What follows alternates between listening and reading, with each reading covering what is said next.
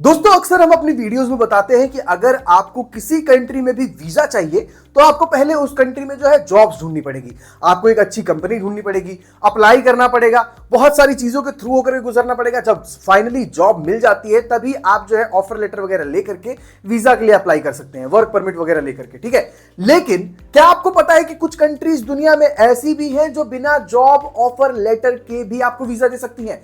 जी हां दोस्तों, इस वीजा को कहते हैं जॉब सीकर वीजा, जिसके लिए आपको कोई जॉब नहीं लेना पड़ता है, कोई जॉब नहीं ढूंढनी पड़ती है दोस्तों, और किसी कंपनी में आपको अप्लाई नहीं करना है।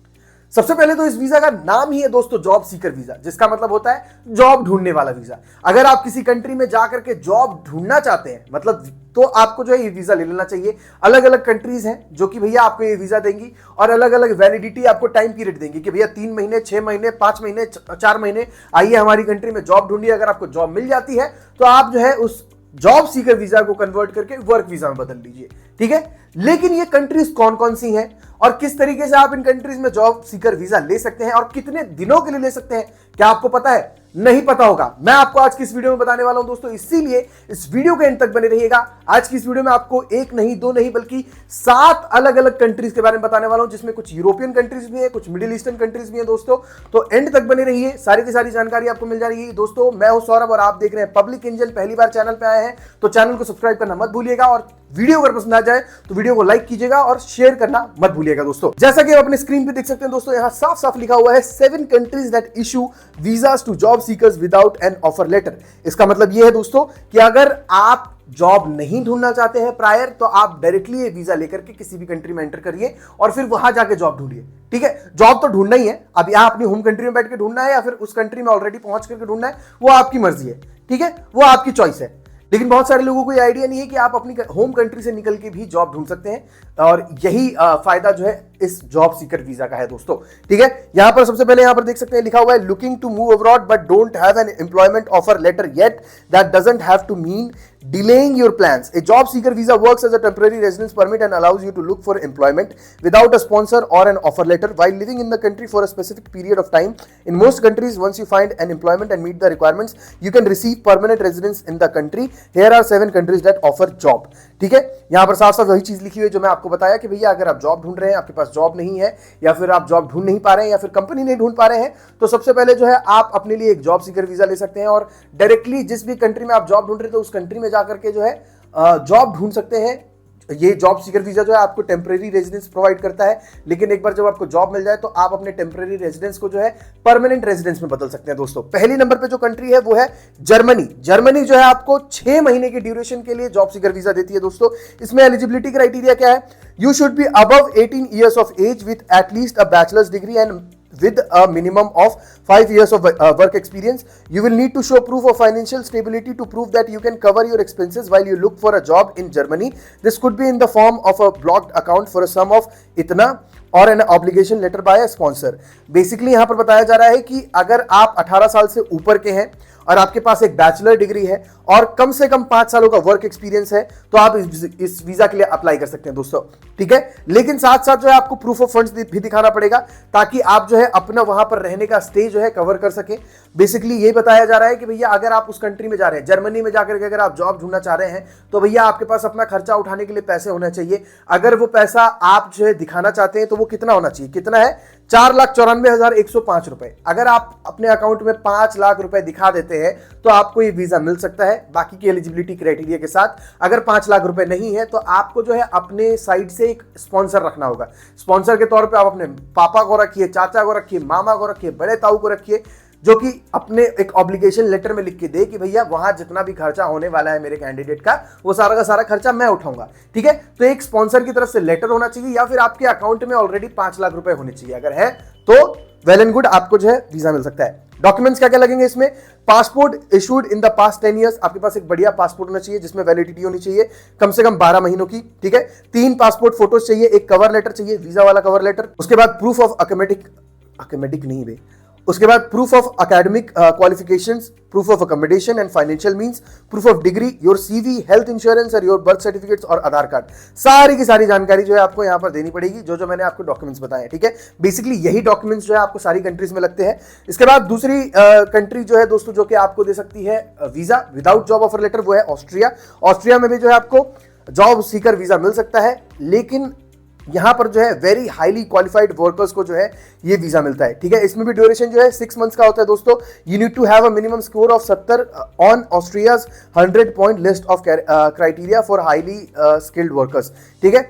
यहां पर एक एलिजिबिलिटी क्राइटेरिया ऐसा होता है दोस्तों जिसमें जो है 100 पॉइंट्स में आपको 70 पॉइंट्स गेन करने पड़ते हैं अगर आप एक वेरी हाईली स्किल्ड प्रोफेशनल है तो, ठीक है, तभी आपको ये वीजा मिल सकता है। अब इस क्राइटेरिया में जो है आपके स्किल्स, क्वालिफिकेशंस और रिसर्च इनोवेशंस और आपकी डिग्रीज और सैलरी वगैरह, लैंग्वेज प्रोफिशिएंसी वगैरह को मिला करके जो है आपको स्कोर किया जाता है। अगर स्कोर 70 से ज्यादा होगा तभी आपको ये वीजा मिलेगा 6 महीने के लिए। डॉक्यूमेंट्स में क्या लगेंगे? Valid passport, photo, proof of local accommodation, health insurance, proof of adequate means of subsistence. उसके बाद along with documents that support the individual criteria you tick of in the points list, ठीक है। जो भी eligibility criteria के जो भी documents थे, जो भी प्रोसेस था, जैसे स्किल्स और एक्सपीरियंस और एजुकेशन और लैंग्वेज प्रोफिशिएंसी, सैलरी वगैरह वगैरह की जो भी है, जिस भी क्राइटेरिया से जो है आपको 70 पॉइंट्स मिलेंगे, उन सभी के डॉक्यूमेंट्स भी आपको दिखाने पड़ेंगे दोस्तों।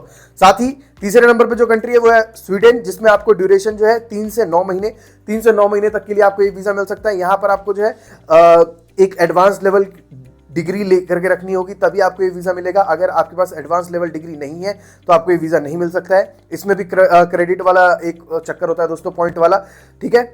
उसके बाद यहाँ डॉक्यूमेंट्स की बात की जाए तो वैलिड पासपोर्ट, एकेडमिक ट्रांसक्रिप्ट्स, मतलब आपके एजुकेशनल डॉक्यूमेंट्स और सफिशिएंट फंड दिखाना पड़ेगा, हेल्थ इंश्योरेंस दिखाना पड़ेगा।